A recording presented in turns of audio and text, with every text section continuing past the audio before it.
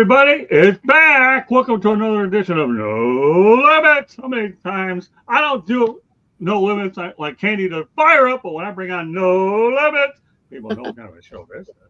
And you know who I have in front of me? My longtime colleague, Rachel Galvin. We're going to be talking entertainment tonight. Rachel, glad to have you back on the broadcast. I'm very glad to be here. Thank you for inviting me again. This is great. It's my pleasure, Rachel. You're one of my favorite people in the world. When it comes to a colleague, you're certainly one of the best I've ever worked with over the year. And yes, Joshua Doors in the house because he's a no limit. He's doing it in the chat room. Great to have you in here, Joshua. All right, got a big show here to talk about. We're going to do a lot of entertainment. We're going to also give you some industry updates as well. And then later on in the show, Rachel's going to talk about some of the celebrities that she's met. I don't have as many as she does when it comes to her end. I do on the sports side. She's going to mention some other favorites out there as well. So without further delay, the daytime entertainment world was rocked by the death of soap opera star Tristan Rogers, who played Robert Scorpio on General Hospital, losing a battle with lung cancer. You had a brief encounter with them. Describe what it was like. Well, this was for the Palm Beach International Film Festival a while back, and he was there as the MC, if I remember correctly. And I approached him, and I wasn't a big avid watcher of General Hospital, but I certainly knew who he was. And I just approached him, and we had a brief conversation. And I can't remember everything that was said back then, but he was very nice, and he took pictures with me, and we hung out with Richard Jenkins, who's also an actor, and my friend Dennis, who's an actor, was there, and a lot of other people I knew. So it was a great night. There's a lot of other people. The composer from Rhinestone Cowboy, the guy that wrote the song, actually was there. It was a great event. So I had a brief chance to meet him, but I don't have much to add. That was plenty. I'll tell you what, my recollections of it is when I was back as a student at University of South Florida in the mid-'80s, I watched General Hospital all the time. Yes, folks, there's another side of me that I don't talk about much because I do a lot of other sports programming as well, but this is one I'm proud of. Used to watch Luke and Laura Spencer. It was pretty neat. AKA Jeannie Garrett, Jeannie Francis, and Anthony Garrett. They're just good people. And one thing I can tell you about Robert Scorpio, there were some of his personality traits that I actually, at the time watching, that I tried to make as part of my own. And the one thing I talk about in my book, Lessons from the Microphone, is you can go ahead and take a fictional character and you can say some of those things are interesting. Let's see if I try them in terms of being part of my character. And believe it or not, some of that stuff actually works. It really is. And I scheduled my classes at USF around General Hospital. I really did. And I have no problem talking about it because that was the time when General Hospital was really getting some big mammoth numbers and they had a great core to do it. I used to watch Guiding Light. That was my soap opera. And I knew every part. It was like they were part of my family. I knew everybody. So I loved that. And I actually had a chance to meet some of the actors when I moved to LA, which was great. So I got to go approach them and say, hey, I know who you are. And it was really wonderful. I enjoy One Life to Live too. That wasn't too bad. But again, that was at a time when soap operas were in their heyday and a lot of people enjoyed it. Now, obviously, seems like you have all kinds of different soap operas in a lot of different ways. But yeah, those are some of the good memories I have watching General Hospital, scheduling my classes. So rest in peace, Tristan Rogers. I know you've affected a lot of people's life, not only in the past generation, but to date as well. All right, well, we're going to talk about some industry updates.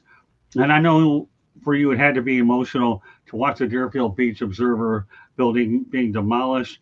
You and I had some really good memories there. So why don't you talk about the video that you created, as well as what it's like to see the memories that we have of Observer. Like I said, you know what?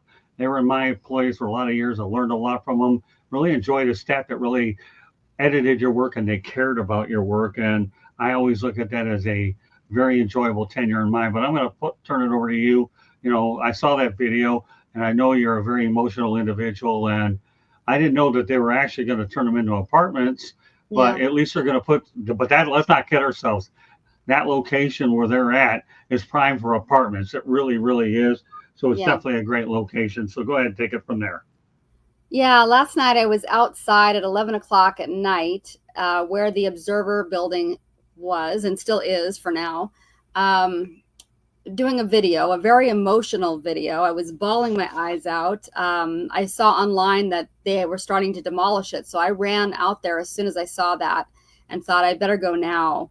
And our main boss, Jim Lusk, loved the Observer. And I just pictured him. He passed away. And I pictured him.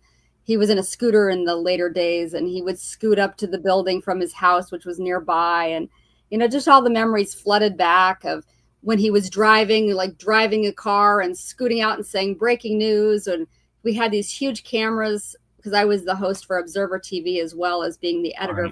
Right.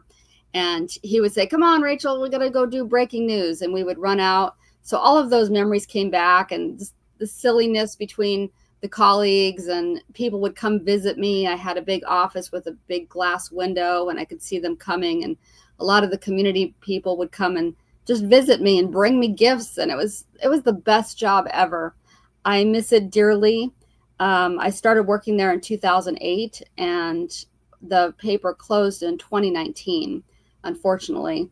And I've been depressed ever since. I really miss the job and miss going out in the community and doing events and sitting there and putting together the paper and working with you and other columnists that would send in content every week.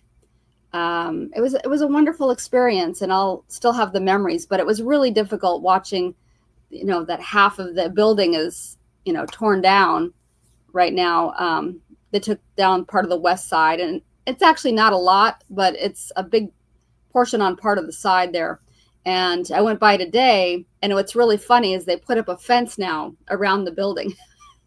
So it was someone knew I had been there and was like, we better put a fence so no other crazy people are out here taking pictures at night, which is smart because, I was smart enough to know not to get too close to the building, because even though my office area was still there intact, thank God, and it was on the other side of the building, I know enough about, not that I know a lot about construction, but I know that could cause instability in the building.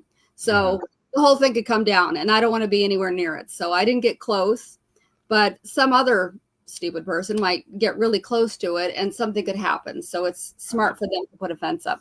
So I'm glad I was able to go out last night and get a little clearer pictures, even though it was dark, and just say goodbyes. And I felt like Jim was there with me, and I was bawling.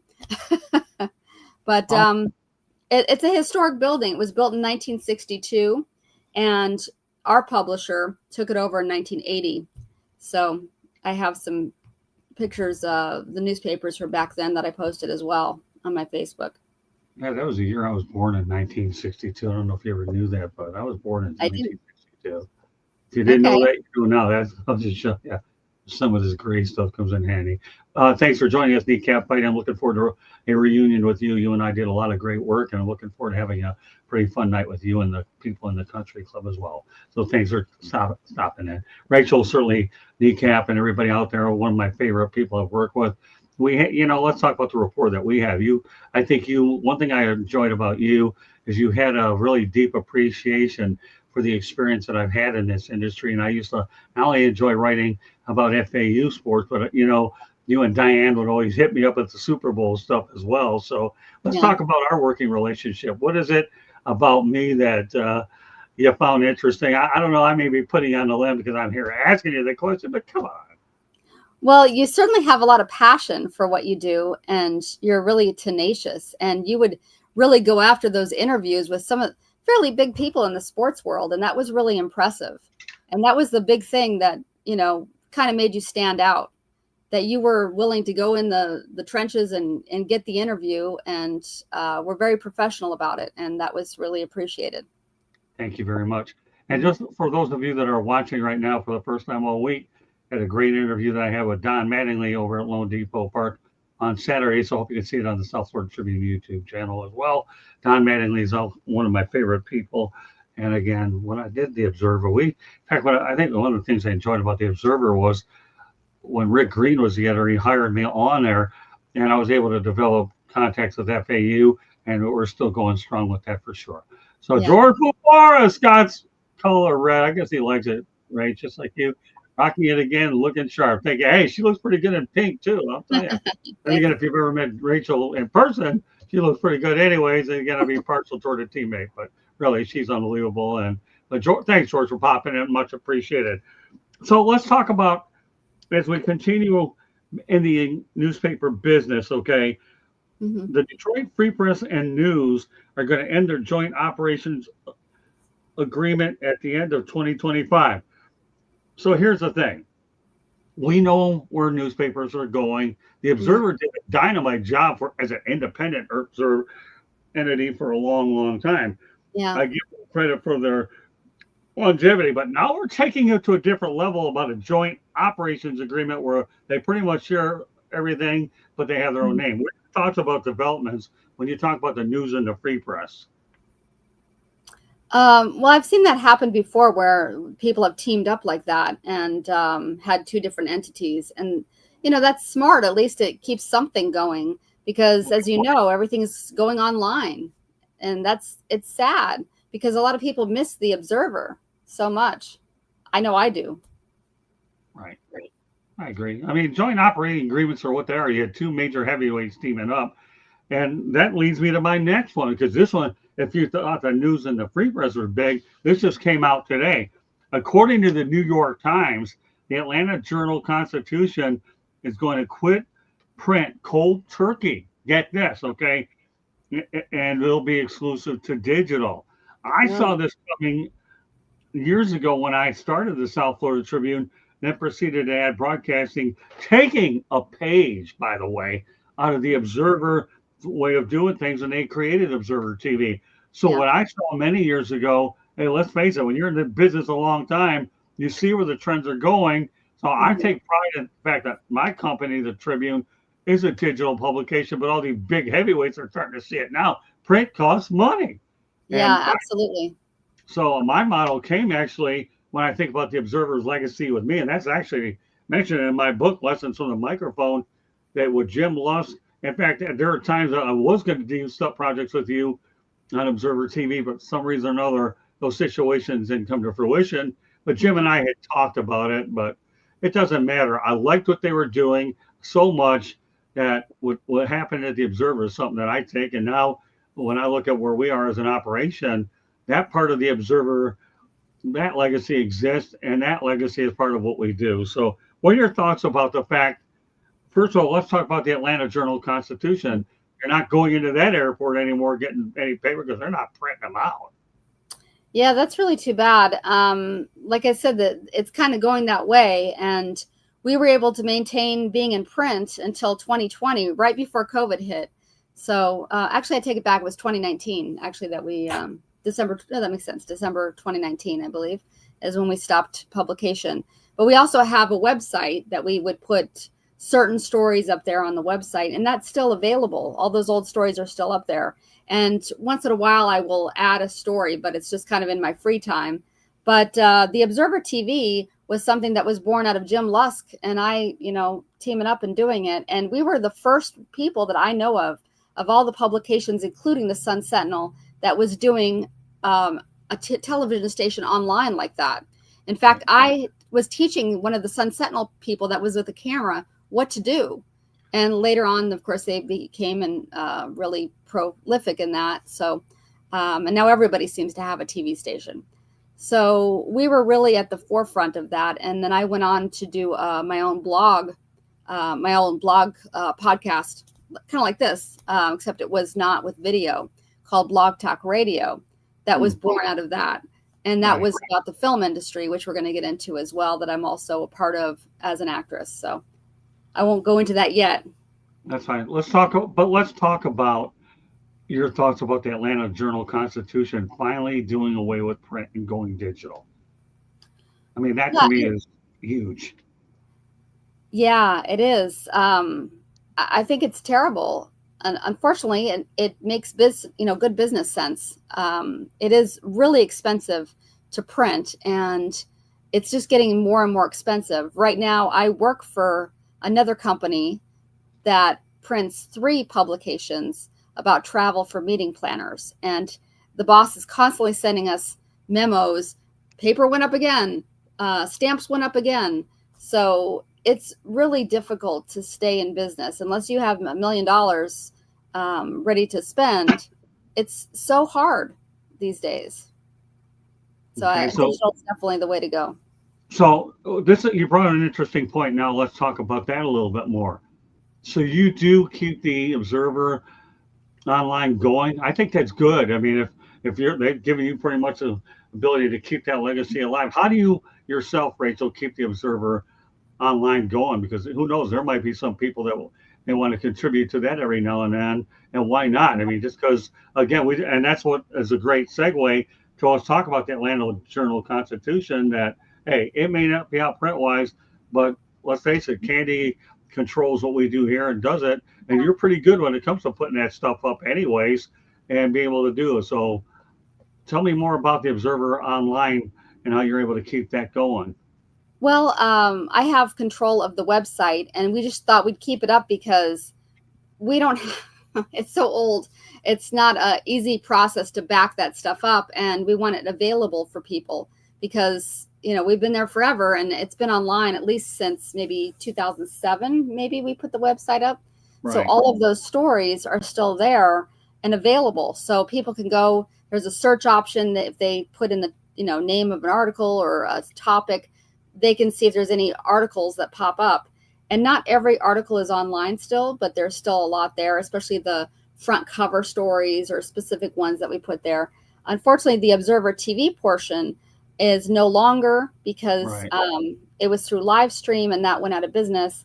Right. And we lost a lot. We lost like 200, almost 300 videos because Oh, Jim didn't pay the bill because he didn't see the memo that it was going out of business. But luckily, I have some of those that I saved myself.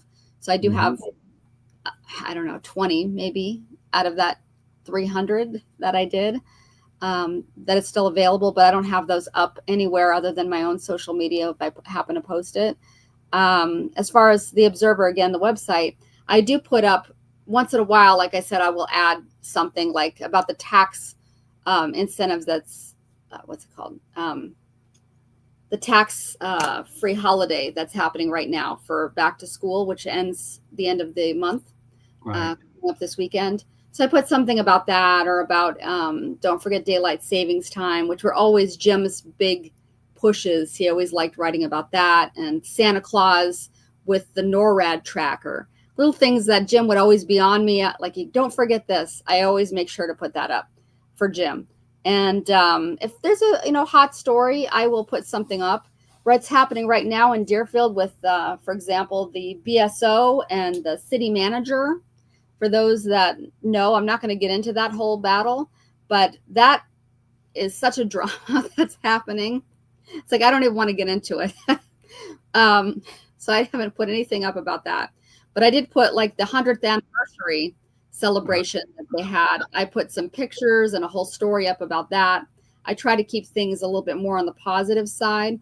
I always sent Diane out to do more of the hard-hitting articles, and I was Right. more events. So some of my stuff on there still? Oh yeah, it should be. As far Cool. as I know, I mean, double check. As far as I know, it's I'll still have to there. look it up. That was good. Yeah, Hey, I always enjoyed our Christmas parties at the end of the year. They were unbelievable. They really they were. were. So I enjoyed going there, hanging out with everybody, and but at least we still have some sort of an Observer reunion. And I did snap up David Volz, who does some stuff there. So I met a lot of great people. Diane Emiot. I Yeah, better make sure I'm getting that one right. Well, sorry, Diane, you got to mention. you got Oh, it. I got it. All right. So and David's on there, and her husband Mark, and the rest goes on and on. And David Chris, yeah, Rancho Bono, the cinema guy, right? So there you go. Dave, I yeah. mention all the important ones on there anyway, but that's really cool stuff. All right. One other note that I should point out. I know you're not familiar with this, but we'll mention it. Then we'll go to our next station break.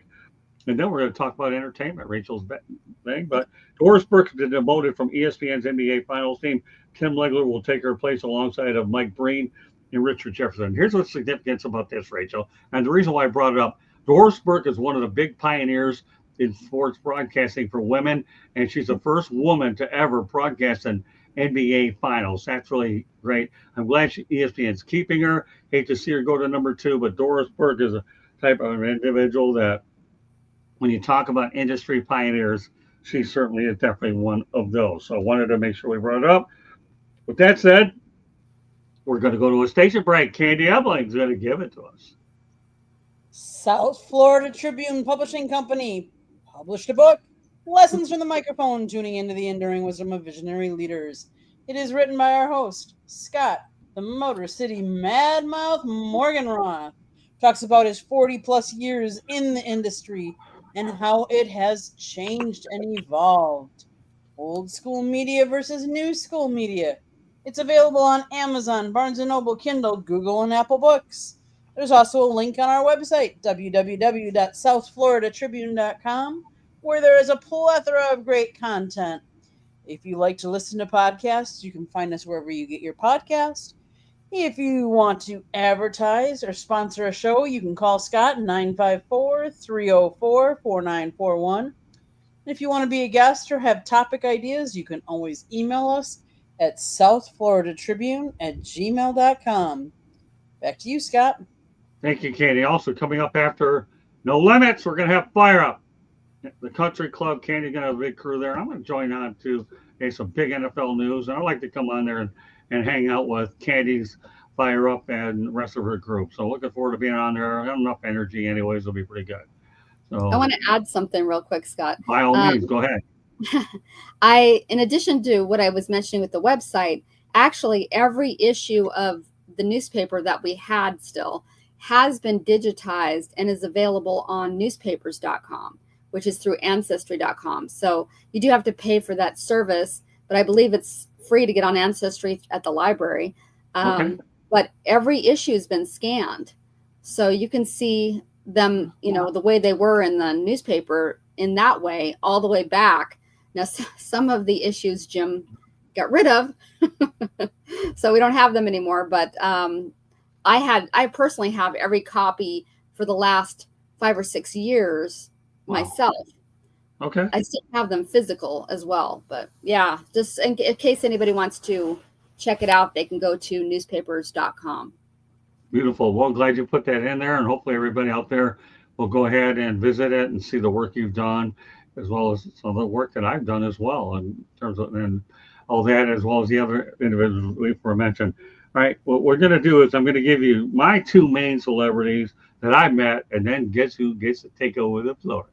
Okay. You. The most you. But it's not like my list is that long, although I do more of my damage than sports. Every now and then I meet across a celebrity.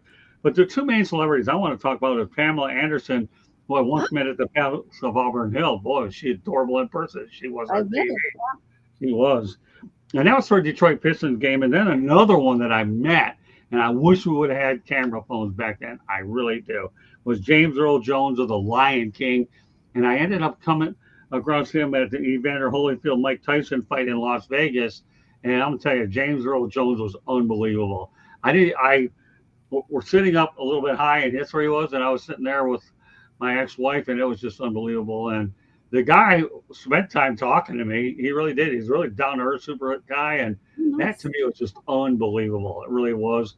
So, my 2 out there, James Earl Jones and Pamela Anderson. But guess what, Rachel? The floor is yours. Why do you think I waited on this topic last? Because you brainstormed a lot. Now you get to go ahead and talk about it. Hey. Okay. I actually kind of met Pamela Anderson, speaking of her, recently. She was at the Miami Film Festival, and we were waiting around just to kind of take pictures of her on the red carpet because she was there for the Last Showgirl movie. And we waited and waited and waited and waited, and she was very late. And it turned out that where she came in, which she thought, I'm sure, was like a secret entrance, there was a bunch of people waiting for her, just hammering her for signatures and everything. And that's why she was late. So by the time she got in, she was in a hurry to get into the venue to see the movie and then do a Q&A. So we're ready, just waiting to take photos. And she just pretty much went, and then, kept going. And we were like, that was it? We didn't even get pictures. And we were really upset. And it wasn't her. Like, she kind of gave this knowing smile that she was a little upset herself. It seemed like that she had to do that. It was more her PR people that were rushing her through, it seemed like. But some people left, some of the paparazzi and stuff left, but we thought, she's got to come out sometime. So, and they wouldn't even let us into the Q&A, which was really weird too. It was the weirdest experience I've ever had as far as taking pictures, which I also do at events. And she did come back out and she did spend a few minutes to take pictures with us. And we did do that. So it was a very brief encounter, but she was very nice and she was makeup free, which is her new thing. And that kind of segues into something else I will mention. She's, like I said, in the movie The Last Showgirl. I actually worked in Los Angeles for a kids management company. And the person I worked with that was our acting coach with our clients, she used to be a showgirl. And she wrote a book called The Last Showgirl, which I'm going to be writing about. So that was a good segue there. And she came up with the title long before the movie happened. And she went on, after being a showgirl in Las Vegas and Paris and Atlanta and all over the place. She went all over Bahamas. She went on to later become the top acting coach for kids in Los Angeles. And her name is Diane Christensen. So I will be writing about that soon. So there's that. But I do get a chance to meet a lot of celebrities at film festivals because I have a magazine now on my own called Independent Streak magazine, which is online. So I go take pictures and I meet people, I interview, etc. And I've met a ton of people. Before I was with Independent Streak, the first celebrity interview I ever did was Debbie Reynolds. You talked about James Earl Jones, who of course was also the voice of Darth Vader and Star Wars. And Carrie Fisher played Princess Leia. Well, her mother was Debbie Reynolds, who was a big celebrity in the golden heyday. And I was always a huge fan of hers, especially because of her movie where she played the unsinkable Molly Brown, who was in the Titanic, of course, for those that know that. And I'll give a quick shout out to my friend William Brower, who is a Titanic historian who I spoke to yesterday, who will watch this at some point. So I was thrilled when I got a chance to meet and interview her. She was at the Hard Rock. This was back in 2004 for Singing in the Rain. There was a play there and she introduced it. And I got a chance to sit one-on-one with her for 30 minutes and it's recorded. And it was one of the best interviews. And she was very candid with me. And I asked her about Elizabeth Taylor, who, the big drama at the time was Elizabeth Taylor taking her husband. And I said, well, how do you guys deal with each other now? And she said, we're all old friends. It's all water under the bridge. Right. So it was a really wonderful interview. And that's how I started. But I almost didn't do the interview because I was so nervous. I was out in the Seminole Hard Rock parking lot, just like, I don't know if I can do this. And I did. And it kind of went from there. So I've done a ton of interviews since then or met people. And I've also worked with them as an actress when I was in Los Angeles as well. And now one of my co-hosts, Steve, says that Pam Anderson is now dating Liam Neeson. Is that correct? Yes, she is. Yeah, which is really interesting. Yeah, he's one of my co-hosts here on the network. So just thought I'd put that out there. Continue on. I just want to get that in. Gosh, I've met so many people through the years. I actually brainstormed a huge, scrawling list of people that I've met. It's a lot. When I was an actress in LA, I did a lot of extra work primarily, but I did do some regular parts. And it wasn't until I came to Florida where I worked in a lot of leading roles, actually, in independent film. And I still do stuff. I'm going to be filming possibly over the weekend. So, but I was, for example, on the show Ellen before her talk show. I was on that show, and you can see me in the movie theater scene. Was the episode with when she comes out and her girlfriend's daughter, she meets her for the first time. So you see me in the background in one outfit, and then they chose me to stay later and be in an elevator scene with Ellen. So that was really great. But I got to hang out with her on set, and she was so funny and nice. Unlike what you hear these days about her, you don't hear such good things anymore. But I met her, and I thought she was wonderful. I also worked on The Practice a lot and got to deal with that whole crew, who was, again, wonderful people. And I want to just say specifically Cameron Manheim, who still is involved in Law and Order. She was so nice. She sat with us when I was an extra, which was kind of unheard of in LA, to hang out with the extras, but she did, and she had lunch with us. So I thought that was really nice.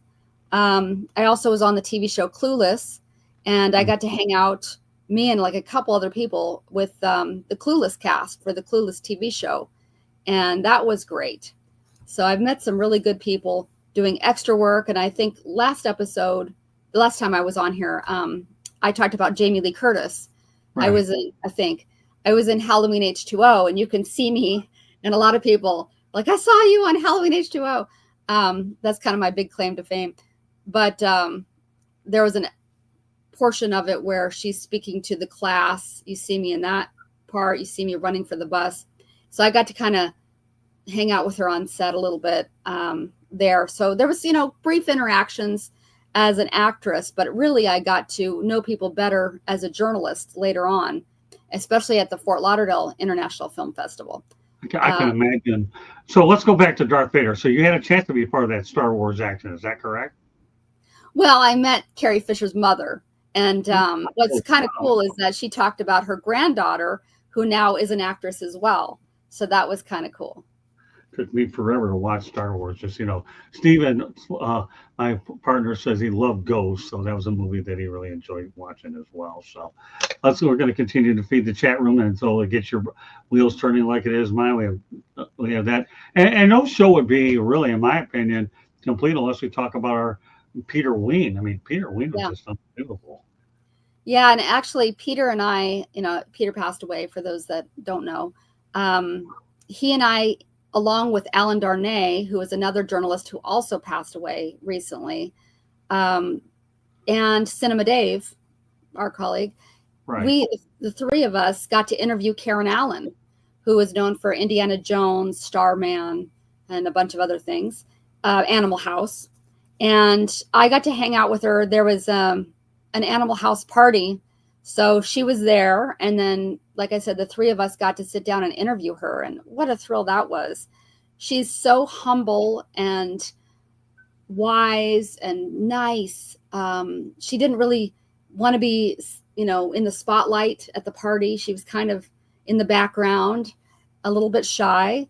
And these days she's, I haven't talked to her lately, but she had a textile place in the Berkshires. So that's kind of what she's doing day to day. And her son is involved in the culinary industry. So I really got a chance to talk to her, and we kind of kept in touch for a while. So that was really nice. Another person that really made a connection with me was Leah Thompson, who, of course, was in Back to the Future and a lot of those teenage movies back in the 80s. And she was on a cruise with me, and I wasn't feeling so well that day, but I interviewed her, and then she was so concerned about my welfare, and she gave me her phone number, and she wanted to make sure I was okay. And then I saw her later that night, and I also partied with her at a Gatsby party. I think it was like the night before. What a nice person she was. And I talked to her about how beautiful she is. Like, she's really still looks very young, and she hasn't done a whole lot of work or anything like that. It's all, facial type stuff. So we talked about that and our experience. So that was really great as well. I could just keep going. Unless you want to break it anytime. Well, no, it doesn't matter. The reality is you're dropping names. A lot of people. The one person, I've been following his story for a long time, and I can't help but say prayers for him every day, because he talked about the entertainment world as Bruce Willis. Isn't it tragic about what Bruce is going through, knowing that, we all see that he has a great family, him and Demi Moore were the thing for a while. Now he has another wife who's really totally devoted for it. But what are your thoughts about Bruce Willis? I mean, this guy's unbelievable. Yeah, I would go back and watch Die Hard and all those movies, and he was such an amazing actor. I watched Sixth Sense recently. Actually, that movie was ruined for me, and I won't ruin it for anyone else. But I used to work at Universal Studios as a tram tour guide, and I Oh, was did you? sitting. Yeah, and I think I talked about that last. Yeah. So talk about it again. Well, how much fun was that? Oh, it was a lot of fun. It was a lot of work, a lot of talking. I did like 5 tours a day, and each tour was about 45 minutes. And it was scripted, but there was a lot of off the cuff that you had to deal with because you never know which route you were going to take. So you had to segue in the moment. And a lot of celebrities I saw outside of the tram, like Jim Carrey, tried to hump the tram. He was there for True Lie. Was it Liar Liar? So I was like, oh, there's Jim Carrey, and I saw oh God, what's his name? The Baldwin. I know the Baldwin brothers. So one of the Baldwins that was on the Flintstones, that one was out there. The other two that I've actually met is Steven, who I interviewed, and Daniel, who I've seen twice and cried with, actually. He did a movie called Promise to PJ, which is an excellent documentary about sobriety and his issues with that. And the whole family's involved. And one of his friends dealt with it, and they had something they were going to do. And unfortunately, his friend passed away. So we did it on his behalf. And oh my God, it was a tearjerker. And I got to come up to him afterward and say, do you remember me? And he probably did not, but we just held each other's hands and cried and talked about the movie, and it was really beautiful. And I really like them, the Baldwins, and they're a little bit ADD, they're a little bit all over the place, but they're a lot of fun, and it was nice to meet them. Another fun person that I met, another fun story, is the legendary Mickey Rooney. Oh, okay. He was at the Palm Beach International Film Festival, and I was trying to kind of chase after him in the movie theater. We were going to show Black Beauty, and I wanted to take a picture with him and say hello. And I'm chasing, and he's going really fast, and his wife was tall over him, and he's shorter than me. And I said, Mickey, you got a lot of energy. And boy, he whipped around and he put his fist up and he said, why shouldn't I? Something like that. And he was going to hit me. So that was really funny. And he did something else like that to somebody else where he kind of like pushed them or something. And it was interesting. But I actually got a video of him that day. So that was another great person to meet. Another funny story, Christopher Plummer. Okay. He was at the Fort Lauderdale Film Festival, and he was doing a book signing, and they had spent a lot of time to bring in this movie that he did back in like the 50s or 60s. It was one of his first projects, and it showed Florida back then, Everglades, and it was dealing with the Seminole Indians. And he was not super happy, I think, about seeing that movie. He didn't really want to see it. And they asked him about Sound of Music, of course. Right. And he called it The Sound of Mucus. He hated working on that film. And then I came up to him and talked to him, and I said, I'm also a writer, because I wrote a book myself called Basics of the Biz about the acting industry. And I said, I'm an actor. And he said, very aloof, he said, and that gives you the right, like, to speak to me. And I said, yeah, it does. And boy, he loved me after that, because I stood up to him, which I think a lot of people didn't. And he puts his arm around me and he goes, ha, ha, ha, ha, ha. And then he liked me and he agreed to take a picture with me. And Dave was there, Cinema Dave. And earlier he had signed something for Cinema Dave, and Dave made sure to put cinema, which he didn't like that. Cinema Dave. So right. I asked him to get in the picture with us, and he says, Cinema Dave. So Dave and I always tell that story. All right, so let's go back to a couple of things that we were around, but you got me curious about the Universal Studios, which I enjoyed. But let's go back to Bruce Willis. Yeah. Very tragic about what he's going through. Demi Moore was there. Now he has a lovely wife taking care of him. I know he can't talk anymore and speak, so he just thankfully a picture's worth a thousand words. I know what that's like because I had one with Muhammad Ali. But what are your best recollections of Bruce Willis? It is tragic what's happening, but I'm so glad he's out there and he's spending time with his family at this point in his life. Well, unfortunately, I never got to meet Bruce Willis. I wish I had, but Right. I'm a big fan of his movies. We talked about Ghost earlier, and that's a wonderful movie with Demi Moore. And yeah, he's in that. No, he's not in Ghost. He's not in Ghost. That's Patrick Swayze. I'm sorry. But Moonlighting. He's in Moonlighting. He's in Die Hard. All the Die Hard films. Right. I can't remember. There was a movie. There's so many other movies he was in that I can't think of the titles right now. I mean, the list goes on and on. But I was never a big fan of Moonlighting. But I feel like if I go back and watch it now, I would like it better. Mm-hmm. I didn't like him as much in more of a campy role. I like him in some of the dramas that he does with a hint of comedy, and he seems to do that really well. But I was always a favorite of Die Hard. I really enjoyed that movie. So you've worn two different hats here. Yes. You've been the actress and the journalist, or both. Mm-hmm. Which one do you like more, or is it dead even? Well, I always say I like them both. It's kind of gone in shifts where I will do more writing and then I'll do more acting. It goes back and forth. Lately, I've done a lot more writing, but I really want to do more acting. And I haven't had a whole lot of time to market myself for that. But somebody that I work with all the time, like I've been in pretty much all of his movies, is doing a movie and is looking for an actress. And I'm like, hello.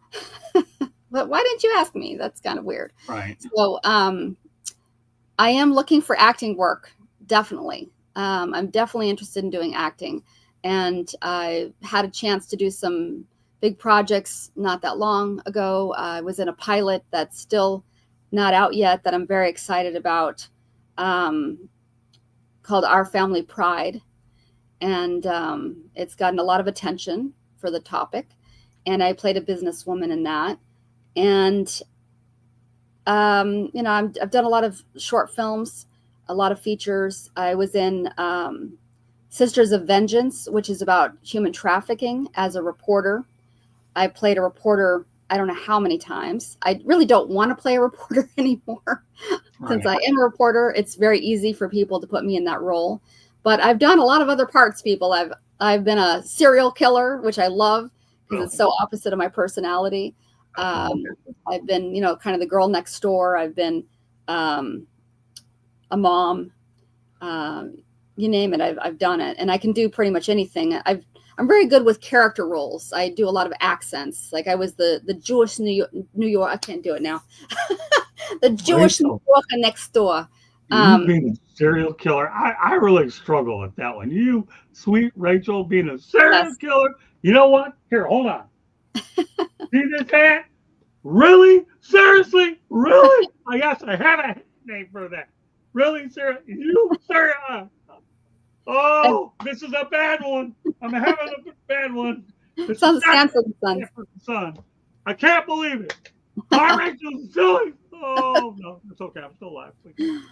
I had to get those out there. Hey, listen, since we're in the entertainment business, I can do them too. I got a fake heart attack, but at least this time. Don't do that. So here, I'm going to throw an interesting question your way. Okay, I don't know if you're aware of this. I get all my information everywhere, so so take it for whatever the heck it's worth. Okay, there is talk that Playboy will be moving its headquarters in LA to South Beach. Both not only the headquarters, but they're also buying a place for what they used to do there. I know that it was in Beverly Hills Cop. Eddie Murphy was in there doing his thing. What are your thoughts about the idea of Playboy moving its headquarters to South Beach? I'm very excited about that. Actually, really?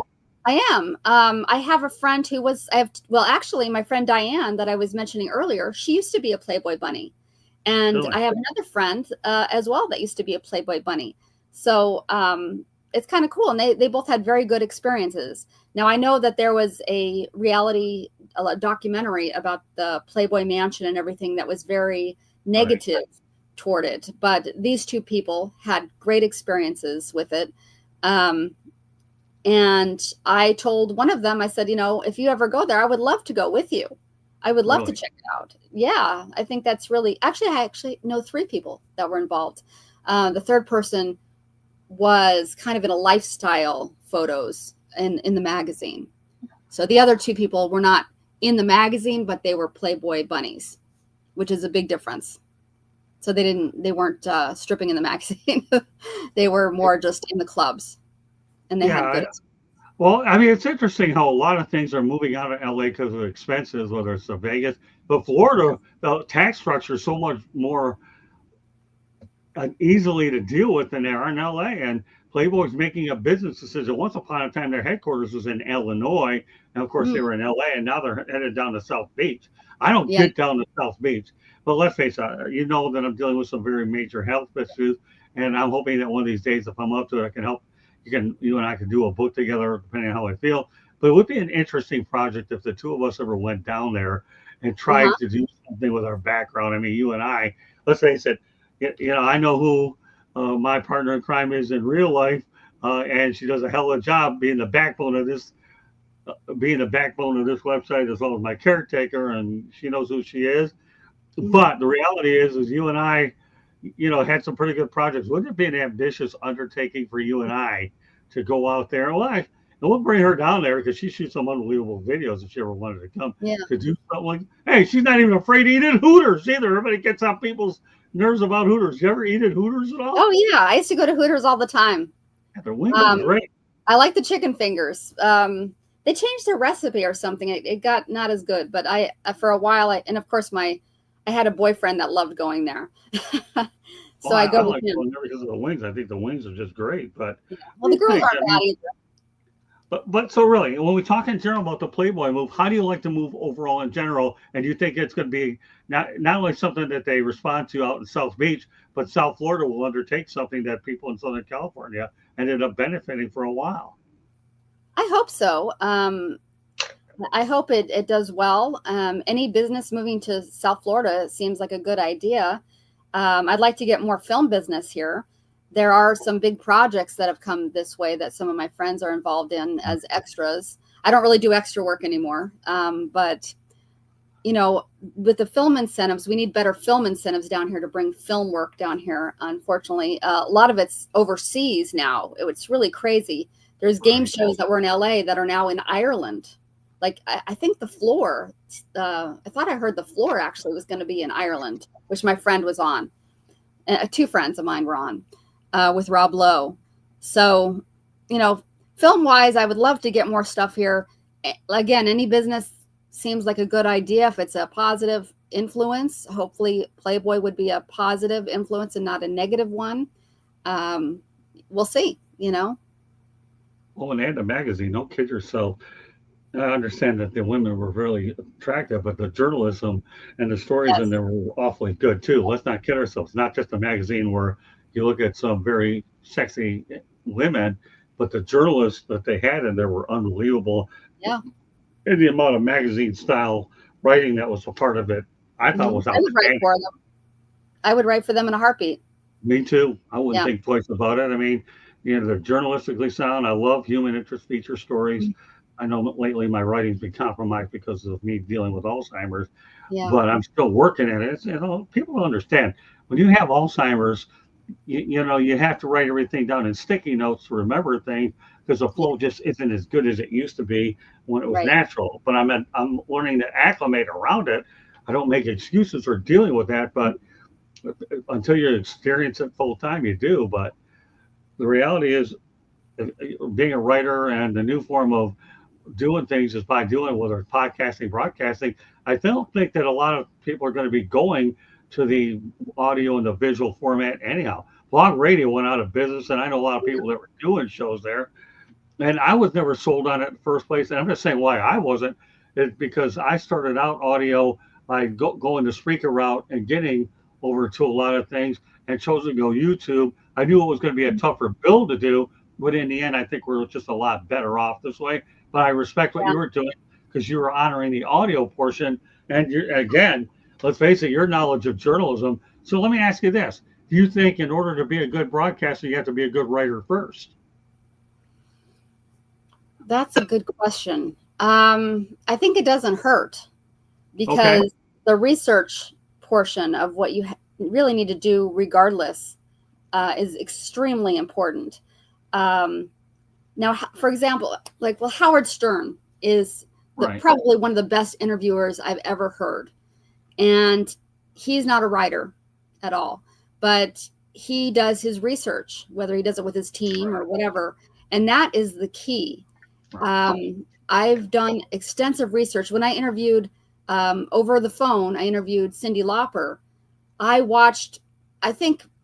know if I watched all of the episodes of the TV show she did. And I really went deep into like everything about her. And of course I knew a lot, but anybody that I've interviewed, I do extensive research if I can, Right. and try to see and watch everything that I can about them before I do the interview. And that happens with writing as well. You have to do a lot of research. And that's what I liked about Blog Talk Radio, was because I could have notes in front of me and not look like I was looking down, because I had all my questions pre-written out and they would change depending on what the person was saying. But I had questions and I could kind of follow along with the questions without having to look like I was following along. And that's why I like the audio better. And I was very upset when Blog Talk ended because, all the shows are not there anymore. And luckily I backed them up. So I have the audio and most of the photos backed up. So if I want to put it in a different format down the road, which I'm thinking of doing, I can. And I have about close to 300 shows. Well, here's what I think about. Number one, I do believe you have to be a good writer to be good on the air, because you have a really good understanding of the language. When you have good understanding of the language, sets up the questions. You set up an intelligent question that leads to the follow-up question. I'll give you an example. One of my mentors early on, Rachel, was a guy by the name of Bill Pepe. He used to write for the New York Daily News, and I'll tell you, he was very helpful in my first major interview with Tom Lasorda of the Los Angeles Dodgers. So the list goes on. That's just one that I'm referring to. When people look at my book, Lessons from the Microphone, they'll get all the stories that they want to. But I think you have to be able to understand the language in order to be able to speak it, whether you're on television, radio, podcast, it doesn't matter. You have to be able, I'm not saying that it's a requirement. Some people can get away with it because they're just naturally good interviews. But I think the majority of the people should. If I ever get around to talking about public speaking, I would do that. But nevertheless, you do. And I think that's the one thing. I mean, I'll give you two guys that have done real well, or three. I mean, you have Tony Kornheiser, pardon the interruption, and Mike Wilbon. I know they're guys you haven't heard of. It doesn't really matter. Bob Rand, who I recently had on here, Hall of Famers from the Boston Globe. I take pride in a lot of those big interviews. I had Bob on a few weeks ago, and I've met Mike and Tony in past years. Tom Gage, and I think that and just one thing I should point out tonight is what I'm going to be doing, and I started it tonight actually, is I'm going to be rotating the Motor City Mad Mouse show along with No Limits. My goal is to have the Motor City Mad Mouse show focus on sports and No Limits focusing on non-sports related. And what Rachel has done is she has kicked off a new era and how we're going to be doing things going forward. So I don't want to put all my eggs in the sports basket anymore. I want to show that we can do more than one thing. Because the one thing we can say about the South Florida Tribune is we try to treat it like a regular newspaper. We have a lot of different sections. And even over the summer, when Candy and I went out to overseas, I did a ton of short videos out there, and I actually had so much fun with one of them. I don't know if I was delusional. I wasn't drunk, where I ended up taking a bunch of chopsticks and they were metal. And I said, make it all kind of music. I went crazy in a hibachi joint. What do you want me to tell you? And who cares? So what? You're having a good old time, man. Really? Seriously? Really? That's what we're doing. But it's just the way it goes. I mean, but No Limits and Motor City Mad Mouse show will be utilized more often on a rotating basis, and that's what's so great. I said, you know what? I have a good Thursday night. Who am I going to bring better on here than my buddy Rachel? And boy, it's worked out really well because I want people to realize that when you look at me, you can call me anything you want. I've heard it anyway, so it doesn't make it. Nobody can offend me anymore. I'm too old to be offended. Everybody's got opinions. Everybody has whatever. But the whole thing they're not going to ever be able to say about me is I'm a one-trick pony. Because let's not kid ourselves, Rach. Versatility is the key. The more versatile you are in this business, the more you do, and the more people will let you know. Charlie Vincent, one of my mentors back in Detroit, said, Scott, the biggest thing is if you can do not just one sport, do them all, you have a chance to get more work and more recognized. You look at you, you're a journalist and an actress. You're able to put two different hats on. You look darn good doing it. Thank you. Yeah, I was going to say, not only do I have my film magazine, which is independentstreakmagazine.com, which I've been doing for like 10 years now. So I want you to spell that out. Independent Street, S-T-R-E-E-T. No, it's Streak, S-T-R-E-A-K, Independent Streak Magazine. Okay. Just wanted to make sure I got that correct so that when people go out there, independentstreak.com, check it out. Rachel's the brainstorm behind it. Yeah, .com. And then I also have a blog called Let's Talk Magazine. Now there's another Let's Talk Magazine in England, and there might be other ones. So you have to actually type it in the address bar, letstalkmagazine.com, and it comes up. And I've been doing that now, I think, since like 2019. And talking about diversification, I get invited to a lot of things. So if it's film related, I put it in Independent Streak. If it's not, then I put it in Let's Talk. So I may still put film reviews still in Let's Talk if they're like timely, because the magazine only comes out, let's say, every 2 months. I have PR people that are like, can you write something about this before it comes out? We need it, quickly. So they'll send me a screener, and then I will write about it in Let's Talk. And I also have like food events that I go to, like Boca Bacchanal I write about, and I take pictures. Just different things. Could be a theater review. It could be any kind of event that I get invited to that I'll put in Let's Talk. It could be a fashion event. Men of Style is another big one that I go to at the Galleria Mall, that I take pictures, and I do video on my Instagram. I'm talking again about diversification. I learned that video is huge. So I learned how to do Instagram videos. So I have my own personal Instagram, which is Writer Rachel 969. So writer, and then RACHEL 969. And that's my Instagram, where I put videos of every event I attend. And some of them are personal. And I put up the Observer crying video last night on there. But most of them are events that I go to.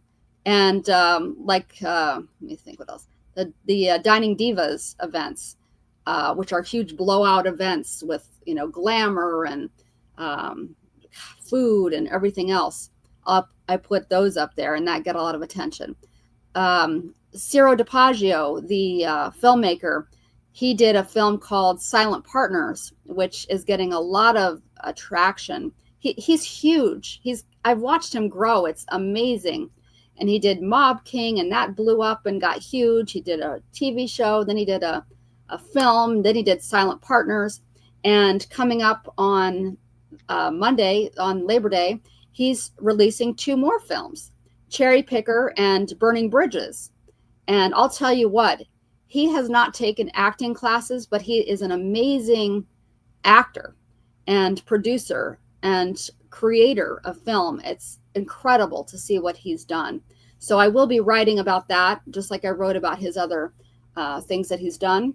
And, he's gone through a ton of health issues. I won't get into it, but he's lucky to be alive, and he's just pumping out these films. It's incredible. So I'll be writing about that too. So it sounds like you have a pretty ambitious schedule going on. Hi, Zabruski. Glad you can make it. So, and I write about film festivals a lot, like I mentioned, and I'm also a frequent jurist, and I will be a jurist in the short film festival portion for FLIF, the Fort Lauderdale International Film Festival. Last year, they broke the film festival as it was into short films and feature films. Wow, so it was called Savoir Faire, was the short film portion last year, and they held it in February. and I was a jurist for that first time inaugural event. They've asked me to do that again, but they're going to be holding it in November. So hopefully that's okay to say, because I just said it. They're swapping things around. So I will be a jurist for that as well. So a jurist? A jurist, meaning that I will be screening the movies. Sometimes I get asked to do an initial screening for things where I help them pick which films will be shown. Other times, like in this case, I'm watching with other jurists to determine who's going to get awards for different categories. So, and I was a jurist many times in the past for the regular feature film Fort Lauderdale International Film Festival as well. I've done it for the Boynton Beach Film Festival, the Jacksonville 48-Hour Film Festival, a bunch. I can't think of everything that I've been a jurist. Of course, the Flow Film Festival. I've done that every year. I've been involved with that every year. My friend Kimberly Douglas, who's amazing, she started a Los Angeles Film Festival that she just started, that she was out there for, and I haven't even caught up with her about that. And I will be involved in her Flow Film Festival again this year. So you've talked about feature films. I have one other question I want to ask you, and then we'll obviously Fire Up's coming up shortly. So you have feature films, short films.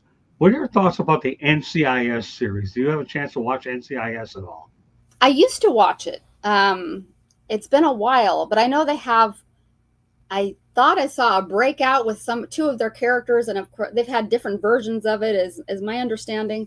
So it's kind of like the Law and Order. You have all the different versions: right. Law and Order SVU, Law and Order Criminal Minds, and you got different NCIS, and that's really interesting. But it's a great show. I like the main one. The other ones are all well and good. Spinoffs are all well and good. They generally don't last. Anytime you get the main one, they usually turn out fast. But I will admit, outside of General Hospital, I can be enticed to watch NCIS, even though it stresses me out later, because then my mind is probably like anybody else. Okay, my wheels are always turning. And when I saw you talk about serial killers, that got me to bring this up. Go ahead. Well, that's what I was going to say next. You talk about the first one being good and not necessarily the sequels or the spinoffs. Dexter is an exception.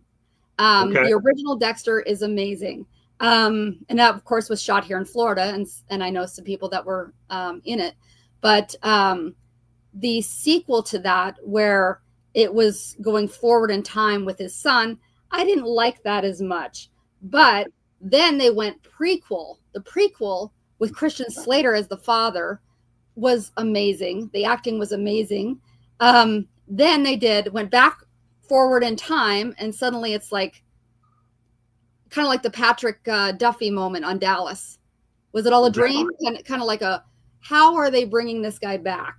And I won't go into what happens, but they've brought Dexter back, and this new series that I'm watching is just as good to me as the original. It's really good. So I highly recommend, if you're into that at all, watching that. The series You is a little different, not as good as Dexter, but that's always another fun one to watch as far as serial killers. And right now I'm watching an older version, an older show called Why Women Kill. It's excellent. And I don't know why we're off on this topic, but that one has 3 different stories in the 50s, the 80s, and modern day, people that have lived in this house. And each one of them, someone's dying, but you don't know yet what happens. So I'm in the process of binge watching this show, and it is with Lucy Liu is in it. It's a great show. Ginny Goodwin, I think her name is in it as well. But I highly recommend it. So have you ever been down to South Fork Ranch, Dallas? See that?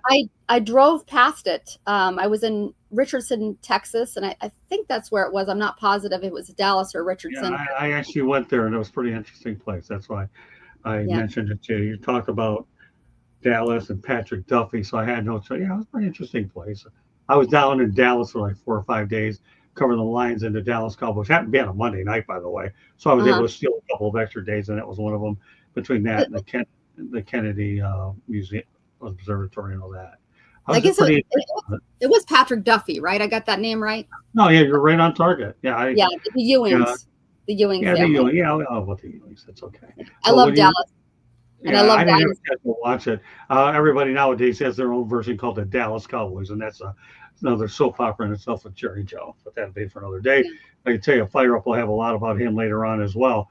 So it's pretty interesting. You and I could sit here and talk about this stuff all day long, I know. and but that's good. Don't worry. I have other ideas to bring you on since I made the announcement. No Limits and Motor City Man Mouse Show will be rotating, and with Rachel and I, we have that feeling like Apollo Creed, Carl Weather.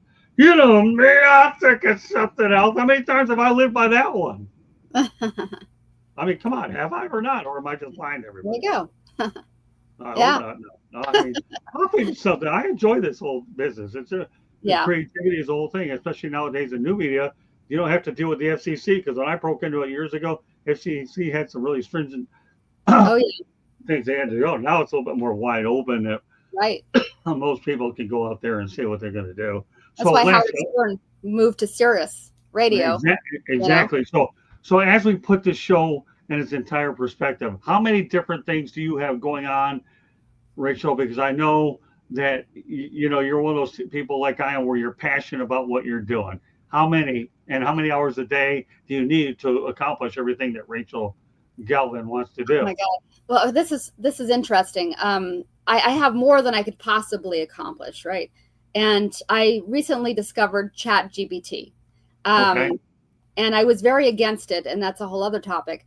But I decided to kind of embrace it a little bit, and I've realized that it has a lot of great functions, and you have to be very careful with it because it lies.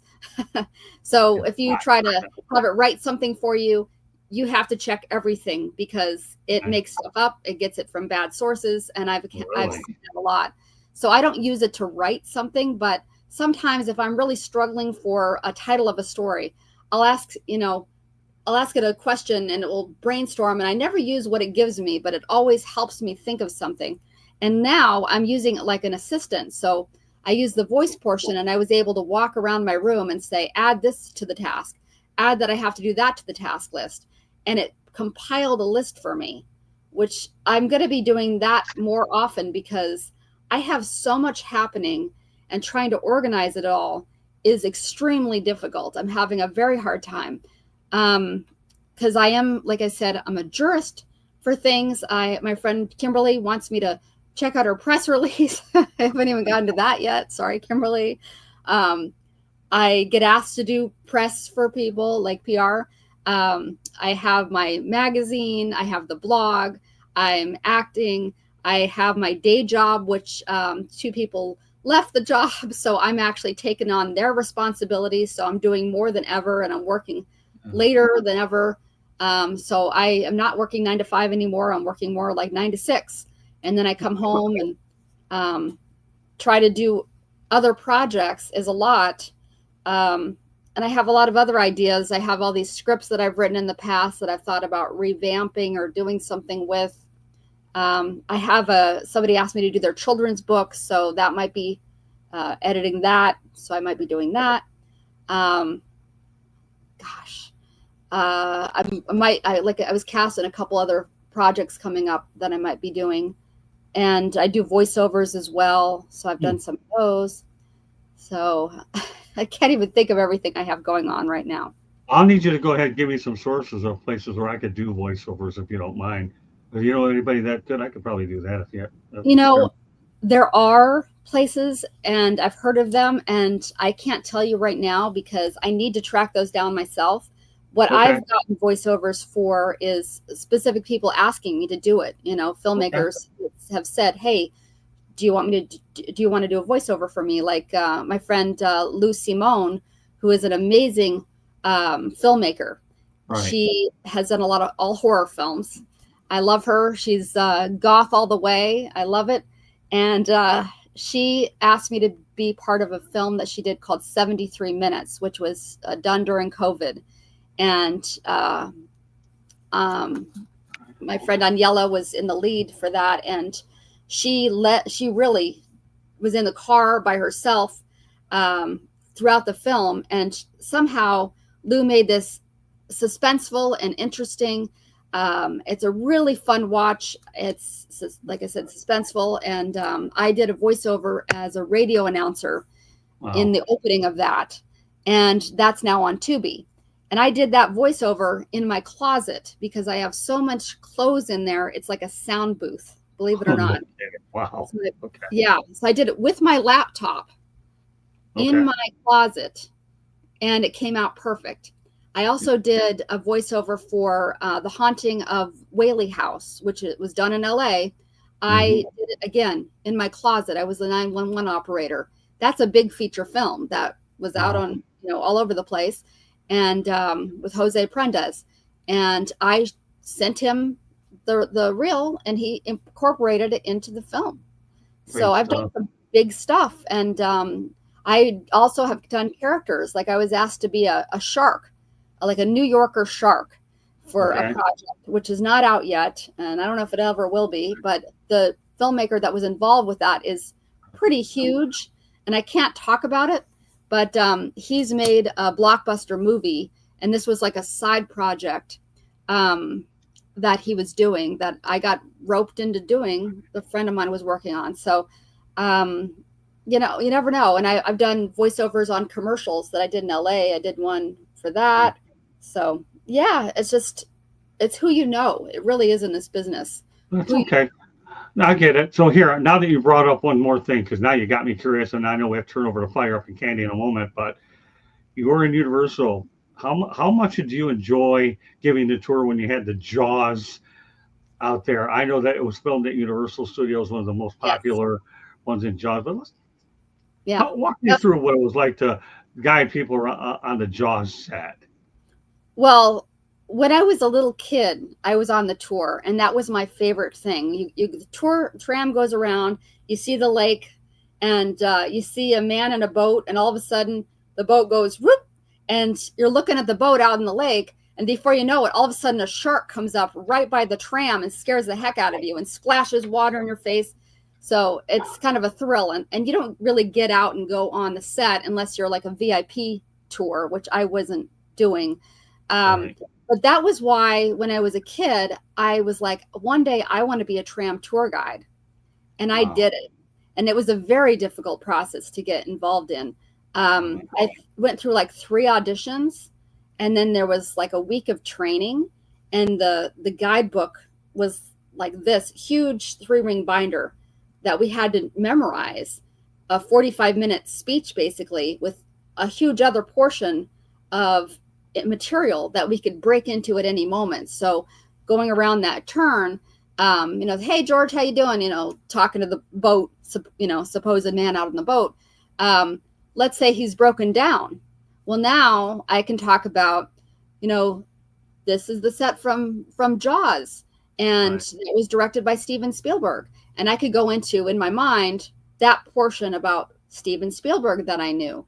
And then if I run out of that material, I could talk. Speaking of directors, Alfred Hitchcock has a studio here on set, and we're going to be going by that later. And then I can talk about some of the crazy stuff that he did. Like he said that all actors were cattle, for instance. And one day the actors brought real cattle on the set to get him back. So I would talk little things like that to kind of, So you never knew when you had to segue. And sometimes you ran out of material. So then we had a soundboard where we could say, do you remember this song? And it could hit the, Back to the Future theme or something like that. Yeah. Or remember when you went to the Back to the Future? Well, here's the theme song, or talk about that. And it got to be difficult sometimes with those segues. And now the tram tour has completely changed. From what I've heard, they don't have that soundboard anymore, which is a shame. And when I was leaving, they were starting to put video cameras in with like Ron Howard and Tom Hanks talking. Okay. So the tour guide was just kind of like a moderator to say, hey guys, now let's listen to Tom Hanks. And then, so I didn't like it at all. And the other thing is they put a camera on you. So people in the back could see you clearly, which is great for them. Not so great for me because I didn't want to be analyzed that closely with a camera. So I didn't like the way that things changed I was moving anyway, so I didn't have to do too much of that. But it was a thrill to work there. And again, that was my favorite part, was going around and seeing Jaws. Yeah, I could imagine. I had news for you. Jaws to me was definitely interesting. I read that book and saw the movie, and it definitely strikes. And one thing I'm just curious. Do you ever get back to LA at all anymore? What was the last time you were there? Before I say that, I just want to tell you that I did watch Jaws on the big screen at the Meisner Park I think it was last year or the year before, Yeah. for God, I can't think of the name of the event now. Festival of the Art Boca, with a live orchestra. And boy, was that great. And I Really? watched it with someone who had never watched Jaws, and she was like cringing. It was great. It really lives up. That's one of the best movies. The acting was phenomenal, and the cinematography was amazing. But Yeah. as far as getting back to LA, I haven't been there. I think the last time I was there was like 2016, and I was there Okay. with Jim. Um, Okay. Jim, we did Observer TV on location. I Hmm. was I happened to be in Las Vegas visiting my father, and Jim said, "Why don't you meet me in LA?" Because he loved the Hollywood Christmas Parade. That was his Hmm. favorite thing.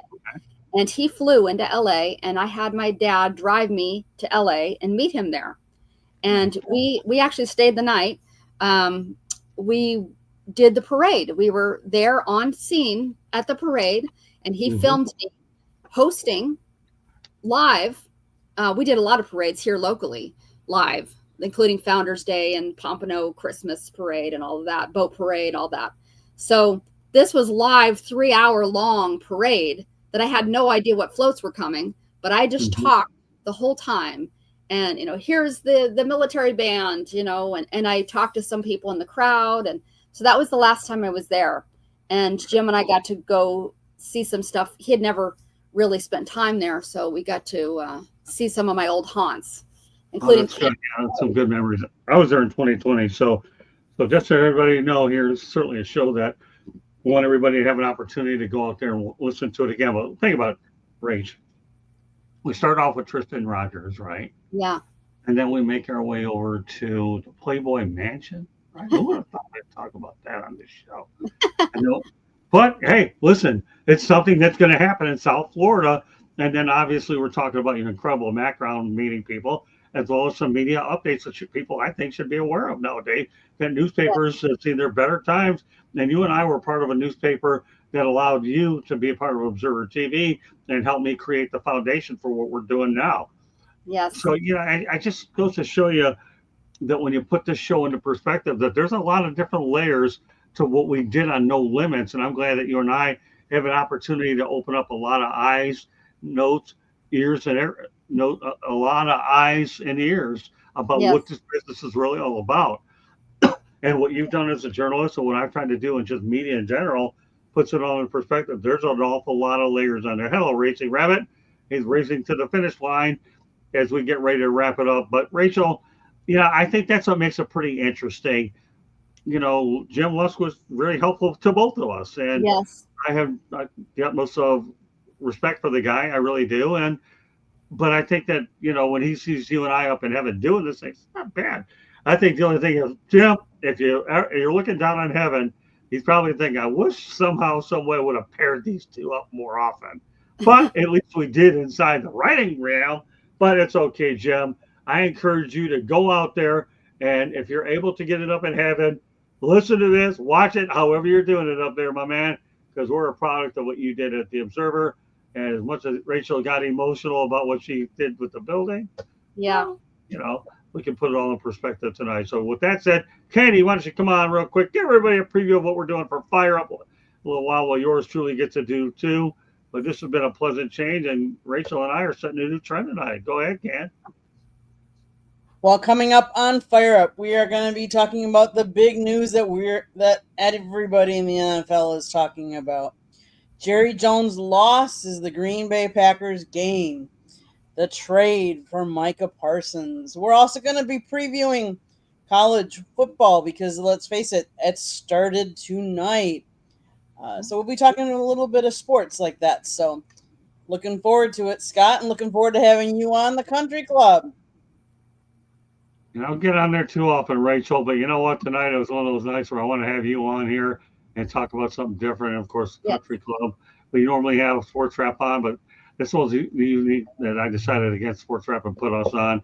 And I'm really glad that we had an opportunity to do something different. But like I said, Rachel, I'm excited about the projects that we're going to work on. And this is just a step one here in what I plan to do. And I'm just glad that Candy, well, we know what kind of a teammate you are, but Rachel, what a huge teammate you are. If you would have thought that when we came on here and scripted this whole thing about talking about famous people in the Playboy Mansion on the same show, let alone Tristan Rogers, I would have thought. But that's what makes entertainment what we are. You and I are creative people. We're just trying to make sure that we're able to get it all out there for everybody to enjoy. So that does conclude this edition of No Limits. So, Rachel, before we go off, why don't you let everybody know how they can get a hold of you, how to watch everything you have going. Candy, you'll do one more station break before we call it a night. Well, I'm on Facebook under my name, and I'm always on there. And I also have my Instagram, which again is writer Rachel969.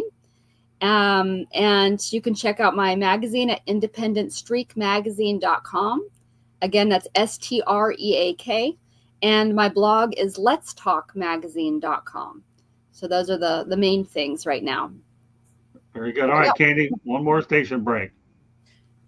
South Florida Tribune Publishing Company published a book, Lessons from the Microphone, tuning into the enduring wisdom of visionary leaders. It is written by your host, Scott, the Motor City Madmouth Morganroth. Talks about his 40-plus years in the industry and how it has evolved and changed. It's great pictures, great stories. Go get the book. It's available on Amazon, Barnes & Noble, Kindle, Google, and Apple Books. There's also a link on our website, www.southfloridatribune.com, where there is a plethora of great content. Go check it out. If you see the red subscribe button in that lower right-hand corner, that means you have not yet subscribed to us. I really don't know what you're waiting for, but please do so today. And then share us with all your friends and family. And then turn on the notifications so you're alerted every time we go live or put up a new video. You can go check out all the cool videos. You can even, believe it or not, there's even a video of Scott singing on our cruise with chopsticks. So go check out the YouTube and find that video. If you want to be an advertiser or sponsor any one of our shows, call Scott 954-304-4941. And if you want to be a guest or have topic ideas, you can always email us at southfloridatribune@gmail.com. Back to you, Scott. All right. Thank you very much, Candy. Fire up in just a moment. Go ahead, Rich. What else you got? I thought of two more things real quick. Sure. I want to mention again that I wrote a book called Basics of the Biz, which is about my experiences in acting, kind of some of the things that we talked about, and more. And it talks about how to be an actor. My experiences in South Florida and mostly in Los Angeles as a talent manager and an actress, plus all the basics. So it's Basics of the Biz. And the other thing is I am going to be working on a YouTube of my own to go along with my magazine called Independent Streak Magazine, or possibly Indie Streak. So keep an eye out for that, because I will be sharing all this video that I've done through the years of celebrities on that YouTube channel.